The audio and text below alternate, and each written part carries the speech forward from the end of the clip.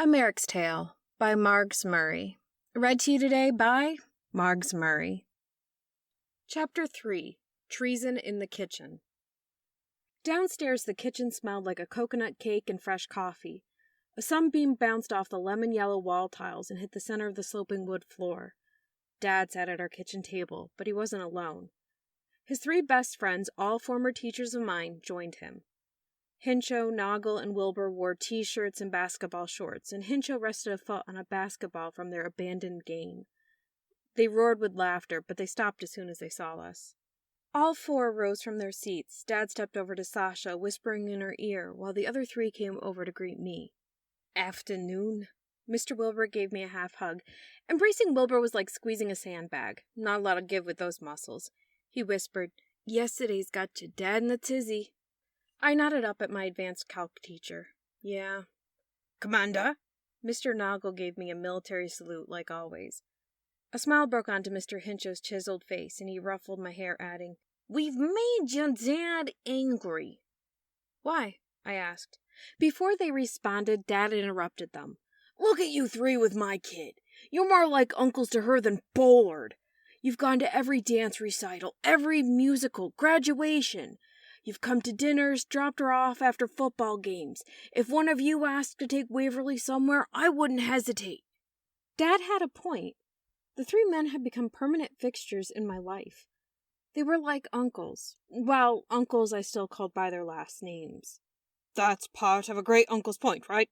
Bullard wants to get to know her, and getting to know Waverly is a delight." Mr. Noggle weighed in.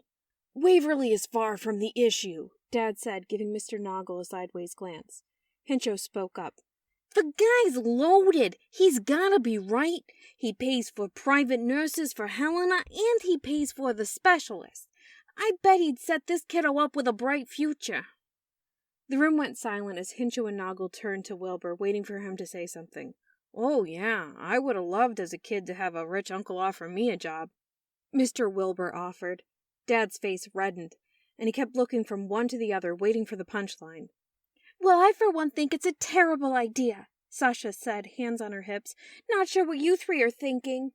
"At least Sasha hasn't lost her mind." Dad put his arm over my best friend's shoulder in solidarity. "I don't trust him either. I can feel it in my gut. He's a real snake in the grass, a total jerk, so no, my daughter will not be going with him." "Don't say that about him, never say that," Mr. Hincho added. All three nodded in agreement and stared down my dad in awkward silence. I was witnessing treason in the kitchen. My poor dad. I had to step in. "Bullard's different, but anyways, I'm not really thinking about going," I told them, settling the matter. Dad took a deep, relaxing breath as I added, "I have a lot planned for summer, and Bullard isn't anywhere on that list. I do, however, have something to show you." I fished around in my pocket for the ring, but before I got it out, Grandma shuffled into the room. All three teachers bowed. "Your Highness, it is always a pleasure to see you," Mr. Noggle said. Grandma's eyes sparkled at him. "Such a polite young libertier, and one of America's military finest. Once, long ago, I led an army of libertiers. Together, we conquered the sea at Beaufort. This was before Queen Mary Laurel completed the southern sweep of the northern invaders. We beat them to the ships, and they had no choice but to surrender." Noggle smiled at Grandma. "By the time I joined the Libertiers, we were in the heyday of good fortune. But my father would tell stories of the northern invaders and the defeat of Canada." Fake military stories were a special talent of my family consumer science teacher. He never admitted it, but everyone said Mr. Noggle had a military background.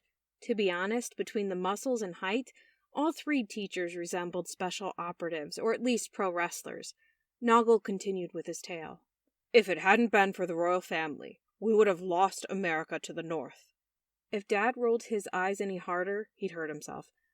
As an American history teacher, he hated the notion of America having a royal family. "We fought a war to end that oppression." Still, I saw the weight lift from his shoulders. Sasha mouthed, "Show him the ring." I shook my head, not in front of Grandma. "Is Matthew still yammering on about our princess going to the kingdom?" Grandma asked the teachers. Mr. Hincho put his arm around Dad's shoulder. My friend, you're missing the bigger picture. You and the missus will finally get some free time, travel to Europe. You two are constantly in the honeymoon phase. Now imagine that in the city of love. I don't understand why you're still on the subject, Dad said, and he shrugged off Hincho's arm. You heard her. She isn't interested. Grandma disagreed with a tisk. Waverly will go to a ball, and she will see my Lothair. She took my hand. You are so beautiful, so beautiful. I love you, I said. Sometimes there was nothing else to say. Dad looked down at his watch and groaned. Okay, I'm kicking everyone not genetically related out. My 3 teachers all put their hands up in the air in submission. We'll see you later, they called as they left. Dad squared in on Sasha. Oh, me too. Trust me, Sasha, I'm doing you a favor. Yeah, right, Mr. Wilson. She pulled her car keys from her back pocket. But it's weird that they were so gung-ho for Waverly to go. I mean, why do they care? And then to defend the guy, what gives? It's just one more weird thing to add to the list, Dad replied, massaging the bridge of his nose. I wish today was already over. I have a massive headache coming on. And he turned to me. Your mom will be relieved. She's out getting ice cream. Not that Bullard will eat any of it. Not eat ice cream? Who doesn't like ice cream? Weird. Not unusual at all. Bullard must be cautious. Caution is vital for our family's survival. He's the regent, you know. Bullard never ate anything around us, ever. Not even a cracker. Dad ignored Grandma and continued. The good news, Wavy can tell her uncle no from the start of the meal, and maybe he'll get up and leave. Then we can get back to life as normal. I smiled. We disagreed over Grandma's diagnosis, but our normal was good, better than good. If ever I needed someone, Dad was my it guy. During the summer, we attended archaeological digs at the Susquehanna River. We played cards. He taught me interesting historical facts about the Gilded Age and Industrial Revolution. He walked me through changing a tire, taught me to drive. I'm glad you're happy, but your happiness will not last long, Grandma told him. Destiny is destiny. Dad took Grandma's arm. Let's go clean up the living room, or your lovely daughter will have my head. Matthew, knowing our family, she could do worse to you, but won't. Sasha? Dad nodded to her and left the 2 of us in the kitchen. I'm heading out. Sasha pulled me into a hug, lingering longer than usual. She whispered into my ear, Ask about the ring. I nodded, indicating I would. Sasha started towards the door, but then came back and gave me one more quick hug. What's wrong? I asked. I'm not sure, she said, and she took my hand. I got this cold feeling, and I needed to hug you one more time. I smiled at her. I'll see you tomorrow, right? Yeah, sure. Sasha squeezed my hand. I mean it, I said, and we walked to the door together. One meal, and the rest of the summer would get back on course. Sasha opened the door. Watch yourself. Good luck.